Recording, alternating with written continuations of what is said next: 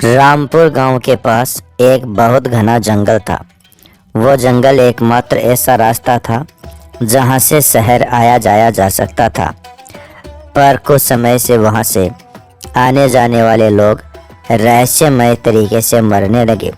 सुमित ने संजय से कहा, तूने सुना? रामपुर गांव का सुनील पिछले 5 दिन पहले शहर गया था, पर उसका अभी तक कोई ठिकाना ही नहीं है। संजय ने कहा, हाँ पता है, पर आजकल तो जंगल में कोई भी जाता है तो वापस फिर नहीं आता। अब जाने कौन सी आफत आने वाली है। ऐसा तो नहीं कि जंगल में कोई जंगली जानवर आ गया है? सुमित ने कहा, हाँ भाई, वैसे भी आजकल जंगल में बहुत अजीब अजीब सी आवाज़ें आती है, पर क्या करे भाई, शहर आने जाने का सिर्फ एक ही तो रास्ता है। एक दिन रवि अपनी साइकिल से शहर अपने काम पर जा रहा था। रवि ने सोचा बस किसी तरह जंगल का रास्ता निकल जाए। तभी उसे एक जंगली जानवर की आवाज़ सुनाई दी। रवि के मुंह से निकला, हे भगवान, इतनी खतरनाक आवाज़! ये कौन सा नया जानवर आ गया इस जंगल में? फिर रवि अपनी साइकिल को और तेज चलाकर जाने लगता है, पर अचानक उसकी साइकिल की चेन उतर जाती है। वो साइकिल को ठीक करने के लिए उतरता है और सोचा जल्दी जल्दी साइकिल को ठीक कर लेता हूँ, नहीं तो वह जानवर मेरा क्या हाल करेगा पता नहीं। वह साइकिल को ठीक करता है। उसी वक्त पीछे से कोई आकर उसे पकड़ लेता है और उसके कंधे से उसका सारा खून पी जाता है।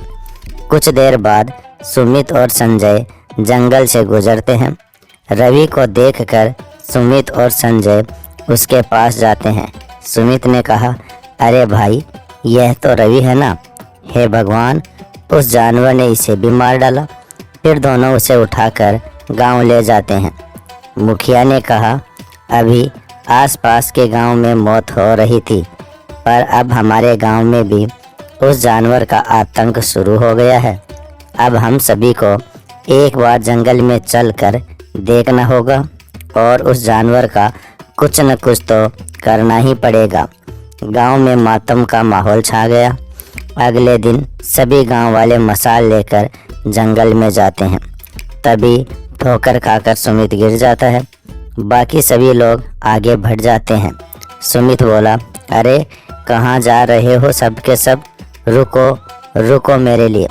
तभी उसे अजीब अजीब सी आवाज़ सुनाई देती है और वो जैसे ही पलट कर देखता है, नहीं नहीं, आहा आहा, उसका भी खून उसी तरह हो जाता है जैसे रवि का हुआ था। जब गांव के सभी लोग वापस आते हैं तो सुमित की लाश को देखते हैं। एक आदमी ने कहा, अरे ये क्या? सुमित उठ जाओ, सुमित भाई उठ जाओ। दूसरा आदमी बोला, अरे लगता है उस जानवर ने सुमित भाई को भी मार डाला। हे भगवान, ये कौन सा जानवर होगा जो इतनी बेरहमी से इंसानों का खून पी जाता है? मुझे तो बहुत डर लग रहा है। फिर सभी लोग गांव चले जाते हैं। सब लोग गांव की चौपाल पर बैठकर बातें कर रहे होते हैं। एक आदमी ने कहा, मुखिया जी, अब तो हमारे गांव में भी मौतें होना शुरू हो गई है। मुखिया ने कहा, हाँ भाई, अब तो कुछ करना ही पड़ेगा, पर जब तक कोई रास्ता न निकले तब तक जितना हो सके उस जंगल के रास्ते से मत जाना। दूसरा आदमी बोला, अरे पर मुखिया जी, गांव से बाहर जाने का सिर्फ एक ही तो रास्ता है। ये तो ऐसा हो गया मानो आगे कुआं और पीछे खाई। अगर शहर नहीं गए तो भूखे मर जाएंगे, और अगर गए तो वह जानवर हमें खा जाएगा। मुखिया ने कहा, अब तो बस एक ही रास्ता है, हम सबको मिलकर उस जानवर को मारना पड़ेगा। पहला आदमी बोला, अरे पर हम सब गए थे उस जानवर को ढूंढने, वह तो हमें मिला नहीं, और सुमित की जान गई वो अलग। तभी खून से लथपथ हालत में कैलाश वहाँ आता है। संजय ने कहा, अरे कैलाश, ये तेरी हालत कैसे हुई? कैलाश ने कहा, अरे नहीं नहीं भाई, कोई जानवर नहीं है। संजय ने पूछा, फिर कौन है? अगर कोई जानवर नहीं है तो बता मुझे, मैं अभी उसका छट्टी का दूध निकाल कर आता हूँ।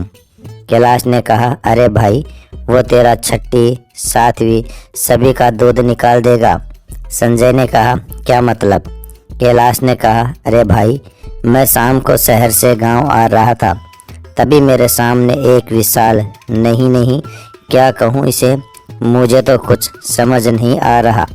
उसका शरीर इंसान का था और चेहरा जानवर का। उसके लंबे लंबे दांत, उन्हीं दांतों से वह इंसानों का खून पी जाता है।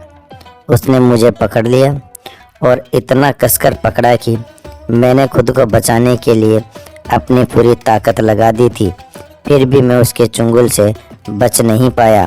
पर पता नहीं कोई चमत्कार हुआ या कुछ और, पर मैं जैसे तैसे बचकर वहाँ से निकल आया। वह बहुत ही ताकतवर था, हाँ, बहुत ही ज़्यादा ताकतवर। तभी वहाँ पर एक पागल औरत आ जाती है जो चिल्लाती है, वो आ गया, वो फिर से आ गया, अब तुम सबको मार डालेगा, हम में से किसी को नहीं छोड़ेगा, कोई नहीं बचेगा, हम में से किसी को नहीं छोड़ेगा, हाँ, तुम सब मरोगे, सब के सब मरोगे। ऐसा कहकर वह वहाँ से जाने लगती है और ज़ोर ज़ोर से हंसने लगती है। गांव में किसी को भी कुछ समझ नहीं आता। मुखिया ने कहा, भाइयों, मेरा मत यह है कि गांव में से 4-5 लोग साथ में शहर जाकर ज़रूरत का सारा सामान ले आएं और फिर उस रास्ते से कोई भी नहीं जाएगा। संजय ने कहा, हाँ मुखिया जी, मुझे भी आपका सुझाव अच्छा लगा, बिल्कुल अच्छा। दूसरा आदमी बोला, हाँ, हम लोग बिल्कुल ऐसा ही करेंगे। फिर गांव के कुछ लोग मिलकर जंगल पार करके शहर जाने लगते हैं। संजय ने कहा, कोई भी अलग नहीं होगा और सभी लोग अपने हाथों में मसाले ले लो। सभी जंगल तक पहुंच जाते हैं। संजय ने कहा, हमें वापस आते आते शाम हो जाएगी। शाम तक सभी लोग 1 महीने का ज़रूरी सामान लेकर गांव वापस लौटने लगते हैं।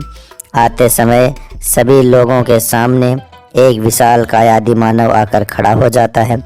एक आदमी बोला, अरे भाई, लगता है कि ये वही आदि मानव है जिसके बारे में कैलाश ने बताया था, जो सबका खून पी जाता है। अब हमें भी। संजय ने कहा, अरे घबराओ मत तुम सब, मैं हूँ ना, मैं देखता हूँ कि आदि मानव हम सबका क्या बिगाड़ेगा। तभी वो आदि मानव एक आदमी को पकड़ लेता है और उसका खून पीने लगता है। बाकी सभी लोग उस पर पत्थर मारने लगते हैं। आदि मानव और भी ज़्यादा गुस्से में आ जाता है। उसने जिस आदमी को पकड़ रखा था उसे वह दूर पेड़ के पास फेंक देता है। दूसरे आदमी ने कहा, संजय भाई, अब हम क्या करें? यह आदि मानव तो और भी ज़्यादा गुस्सा हो गया है। अब ये हम में से किसी को भी जिंदा नहीं छोड़ेगा। अब तो हम सभी गए काम से। वो आदि मानव उन सभी के पास आने लगता है। वो सबके पास जा रहा था पर संजय से डर रहा था। संजय बोला, अरे ये आदि मानव मेरे पास क्यों नहीं आ रहा? फिर उसे ध्यान आता है कि उसके हाथ में मसाल थी। कहीं ऐसा तो नहीं कि मेरे हाथ में मसाल है इसलिए वह मेरे पास नहीं आ रहा? कहीं ऐसा तो नहीं कि ये आदि मानव आग से डरता हो? वो आदि मानव दूसरे आदमी को पकड़ लेता है और उसका खून पीने ही वाला था कि तभी संजय उस आदमी के पास मसाल लेकर आता है और उसे डरा देता है। सभी लोग वहाँ से गांव में भाग जाते हैं। गांव जाकर सभी गांव वालों को सारी बातें बताते हैं। एक आदमी ने कहा, पर संजय भाई, मुझे एक बात समझ नहीं आई कि वो आदि मानव हम सबको पकड़ रहा था पर आपसे क्यों डर रहा था? संजय ने कहा, अरे क्योंकि मेरे हाथों में मसाल थी और वह आदि मानव आग से डरता है, इस वजह से वह मेरे पास नहीं आ रहा था। और तुमने देखा नहीं, मैं जैसे ही मसाल उसके पास लेकर गया वह वहाँ से भाग गया। आदमी बोला, इसका मतलब है कि हम उसे जलाकर मार सकते हैं। सभी गांव वाले इस बात को सुनकर खुश हो जाते हैं। उनके मन में एक उम्मीद की किरण जाग जाती है। मुखिया ने कहा, फिलहाल तो कुछ समय के लिए उस जंगल में कोई भी नहीं जाएगा कुछ दिनों में हम कोई न कोई रास्ता ज़रूर निकाल लेंगे। चौपाल पर बैठकर सब लोग बातें कर रहे होते हैं। एक आदमी ने कहा, अरे भाई, तुम्हें आवाज़ सुनाई दी? दूसरा आदमी बोला, हाँ हाँ भाई, ये तो उस आदिमानव की ही आवाज़ लग रही है। कहीं वो गांव में तो नहीं आ गया? एक औरत बोली, हे भगवान, इस शैतान का डर पहले जंगल में ही था, और अगर ये गांव में आ गया तो हम सबका जीना हराम कर देगा। इसका कुछ न कुछ तो करना ही पड़ेगा। तभी जोर जोर से जमीन पर पैर रखते हुए आदिमानव गांव में आ जाता है। एक आदमी चिल्लाया, अरे भागो भागो, सभी अपने घरों में जाकर छुप जाओ। सभी गांव वाले अपने अपने घरों में छुप जाते हैं, पर वह आदिमानव अब गांव के जानवरों को खाने लगता है और सुबह होते ही गांव से चला जाता है। एक आदमी ने कहा, मुखिया जी, अब तो इस आदिमानव का कुछ न कुछ करना ही पड़ेगा, नहीं तो हम में से कोई भी जिंदा नहीं बचेगा। मुखिया ने कहा, हाँ हाँ, तुम बिल्कुल सही कह रहे हो। अगली शाम को एक आदमी ने कहा, भाई संजय, लगता है वो आदिमानव आज फिर आएगा। अब तो वो हमारे गांव के जानवरों को भी मारकर खा रहा है। अब वो हमें से किसी को भी नहीं छोड़ेगा। संजय ने कहा, अरे गांव वालों, कब तक इस तरह से भागोगे? एक दिन यह हम सबको खा लेगा। तभी वह पागल औरत वहां आ जाती है। पागल औरत बोली, सही कह रहा है ये, कब तक भागोगे? बरसों पहले वो मेरे बेटे को भी खा गया था। मुखिया ने कहा, पर उस आदिमानव को हम मारेंगे कैसे? पागल औरत बोली, वो आग से डरता है। हाँ, उसे किसी तरह से आग से जला सकते हैं। फिर वो पागल औरत सभी गांव वालों को तरकीब बताती है। फिर सभी लोग मिलकर एक गड्ढा खोदने लगते हैं। सभी लोग गड्ढा खोद लेते हैं और उस पर घास डालकर उसे ढक देते हैं। तभी फिर से आदिमानव घुर्राते हुए गांव में आता है। तभी गांव वाले इधर उधर भागने लगते हैं। फिर संजय आदिमानव को और ज़्यादा गुस्सा दिलाने के लिए उस पर पत्थर मारने लगता है, और संजय को देखकर सभी गांव वाले उस आदिमानव पर पत्थर फेंकने लगते हैं। वो आदिमानव संजय को पकड़ने के लिए आगे बढ़ता है। तभी वो आदिमानव उस बड़े से गड्ढे में गिर जाता है। वो आदिमानव ज़ोर ज़ोर से घुर्राने लगता है। फिर संजय उस गड्ढे में मिट्टी का तेल डालकर आग लगा देता है, और वो आदिमानव तड़प तड़प कर उसी गड्ढे में जलकर राख हो जाता है।